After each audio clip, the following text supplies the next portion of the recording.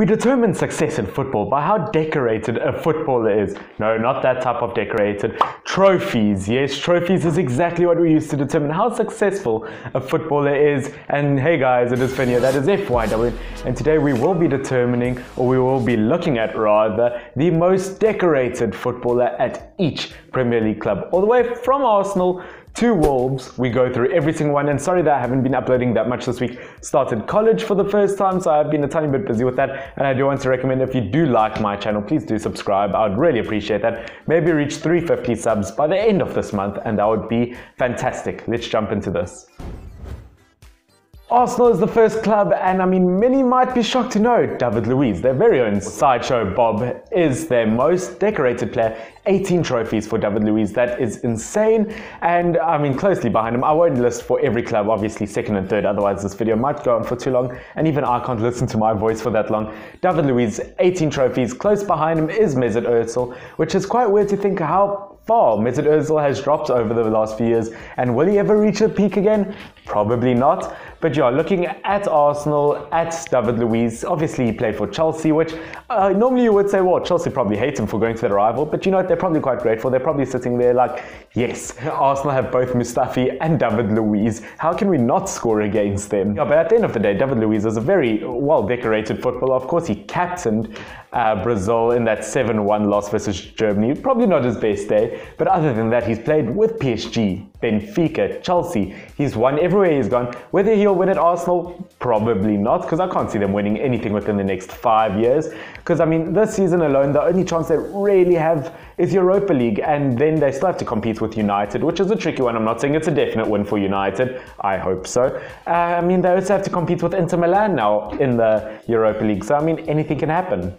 Aston Villa's next, and I mean, many might be shocked to know that their most decorated player, I mean, can't hit a barn door with a footballer to save his life. With a footballer, no, he does not throw a footballer. With a football to save his life, it is Wesley, their Brazilian striker. Hasn't done that well for them, but at the end of the day, he's won trophies in Slovakia and in Belgium. I think he's a very, very good striker. He just needs to get in form, in good shape, and I do have to give him lots of respect because, I mean, at a young age, he became a father. He lost his own father, and at the end of the day, he's worked hard to become a Premier League striker. So, I mean, whether he'll compete a lot with Samata, Aston Villa's new striker, I don't know, but hopefully it's a good one.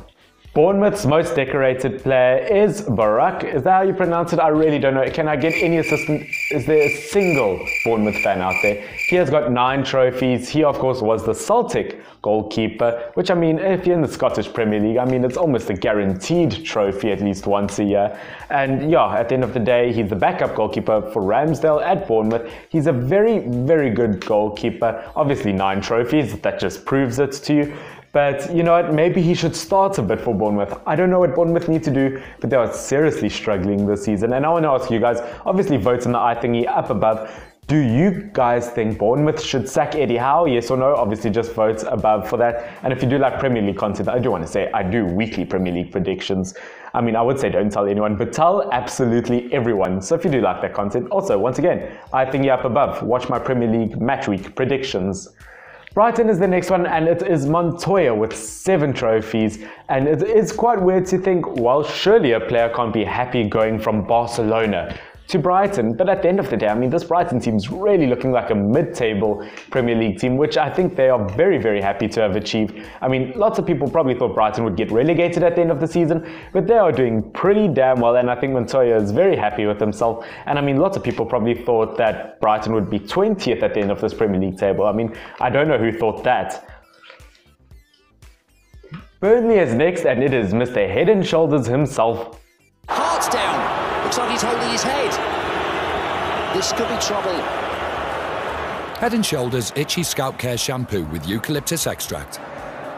Joe Hart, I mean, since he's left Manchester City, I mean, his career, you know, it's gone down quite a bit. 5 trophies for him, one of the fewest on this list, which is surprising to hear from Joe Hart. But ever since Pep Guardiola came in and he's fiddled with Manchester City keepers, I should really choose different wording, shouldn't I? FBI, open up!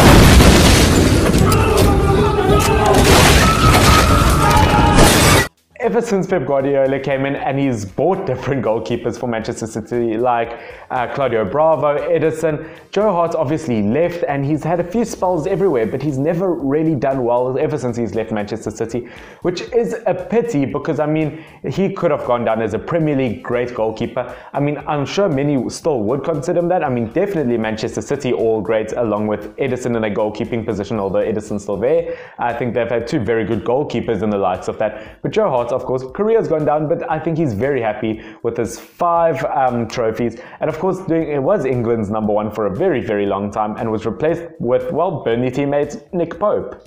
Chelsea is next, and it is Pedro. Pedro, 26 trophies. That is, can we just think about that for a second? Pedro, 26 trophies. I mean, he was at Barcelona for a very long time. It does so well with Chelsea currently. I mean, Champions Leagues, La Ligas, Premier Leagues, you name it, he's won it. I mean, also being a Spanish player when it comes to the World Cup, when it comes to Euros, I think he's pretty happy with what he's achieved over the last few years. Pedro is a very good winger. Unfortunately, he's getting older, and if you do want to see Pedro, I am busy working on I don't know if this will come out after or before, but I do a Zlatan career mode series on FIFA 20. Also, I'll put that at the top there. Click on that if you want to see. And I am doing Zlatan's testimonial match, where I do play Zlatan in the Manchester United kit with some of his ex-teammates like Pedro, like Messi, like Rooney, some of the greats he's played with. So go check that out.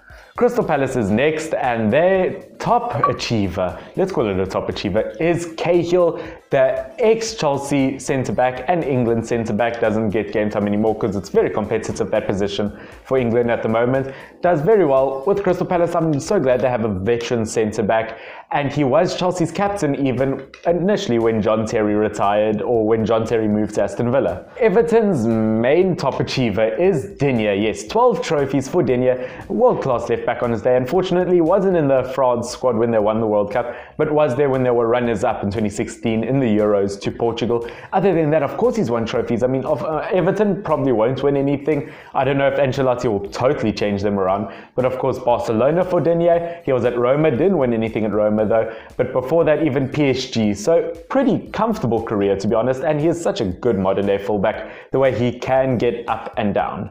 Leicester City is next, and this is quite a big one because it is an ex-Manchester United boy. It is Evans, the centre-back, 11 trophies in his career, and I think he's done so well for himself. I mean, not many players on this list can say they've got a Club World Cup under their belt, which is a huge achievement for Evans. Evans has obviously won Premier Leagues, he's won Club World Cups, he's won so many things with Manchester United, and I think he's a solid option for Leicester City. We found a friend for you to play with.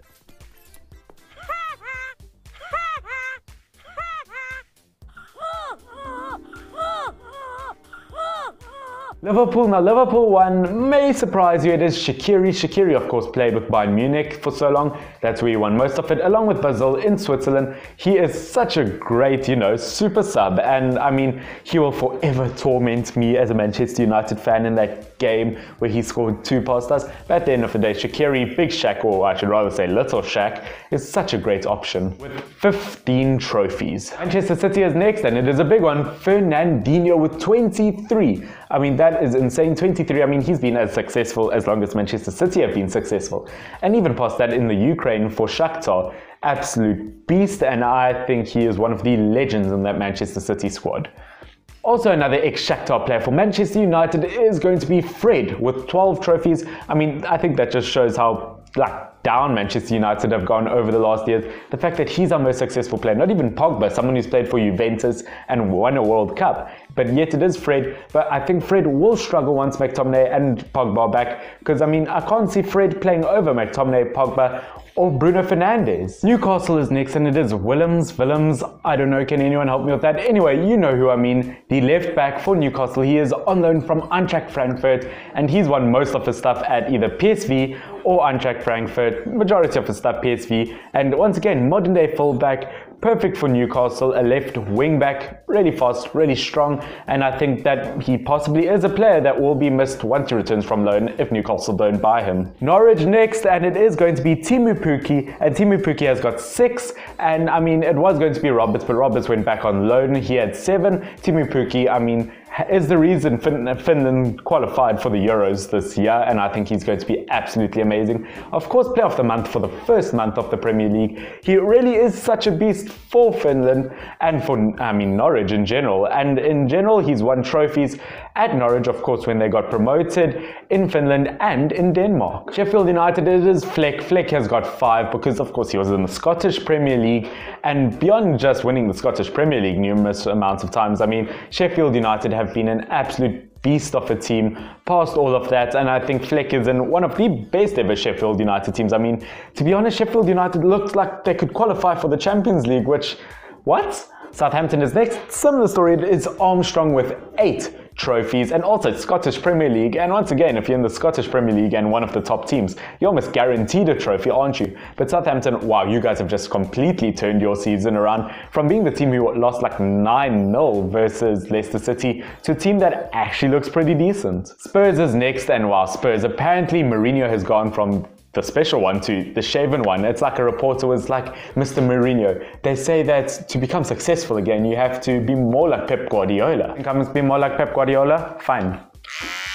Spurs' top achiever is going to be Lucas. He's got 18 trophies, which is an incredible stat for him. Of course, we forget he was at PSG beforehand, where he did so well, and he really is one of the main men for Spurs at the moment. Without Harry Kane, luckily they've got players like Son, they've got Lucas, who really can hold down the fort in terms of attack, and now Bergwijn. But at the end of the day, Lucas is proving himself a very good investment. Watford is next, and it is going to be Gomez with 12 trophies. Yes, that's right, the backup goalkeeper, not even the backup goalkeeper for Watford, which is crazy. Of course, he used to be Spurs goalkeeper, he used to be PSV's, and along with that, Brazil. And he's won so much, and I'm sure he's very happy. He was talking about retiring at the end of last season, and then they got to the end of the FA Cup, Watford, and they lost hugely to Manchester City. But at the end of the day, I'm glad he didn't retire, because he is a very good goalkeeper when he does play. Although, a bit slower. He's Latin's age, which is a weird thing to talk about. But yeah, 12 trophies at the end of the day, not bad for the 38-year-old.